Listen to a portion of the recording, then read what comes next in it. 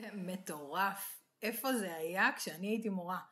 תראו, הגדרתי את התלמידים, הגדרתי את הקבוצות שלי, והגדרתי את המשימות לעבודה בקבוצות, וזהו, אנחנו יוצאים לדרך, המקרן על הלוח, ואנחנו יכולים להתחיל את העבודה במשימות. שימו לב, הוא יתזמן לנו אותם עכשיו. אנחנו מתחילים בעבודה, כל תלמיד יודע איפה הוא נמצא, אם הוא שוכח אז יש את התזכורת של התלמידים בצד שמאל של הלוח, יש לי את המשימות, הם יודעים כמה זמן נותר להם לעבודה באותה קבוצה, כי הגדרתי את זה מראש, ובעצם נאמר שסיימנו כרגע, או גיליתי לחילופין שהמשימה הייתה פשוטה וקלה יותר משחשבתי, והם סיימו את השלב הראשון, ואני רוצה שהם יעברו בין הקבוצות, אז יש לי אפשרות גם לדלג,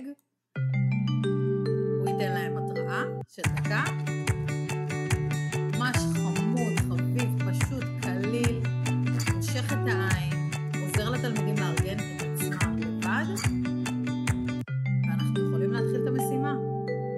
אני מצאתי את הכלי הזה שימושי בטירוף, אצלי בכיתות המקרן עבד מהבוקר עד סוף היום, פחות או יותר כי השתמשתי בו להמון כלים, כלי שנתקלתי בו ואני לא מבינה איפה הוא היה עד היום, ומבאס לי ממש שלא יכולתי לעשות בו שימוש אני בכיתות שלי, אז מעניין אתכם, תרצו לשמוע עליו, מה אתם אומרים?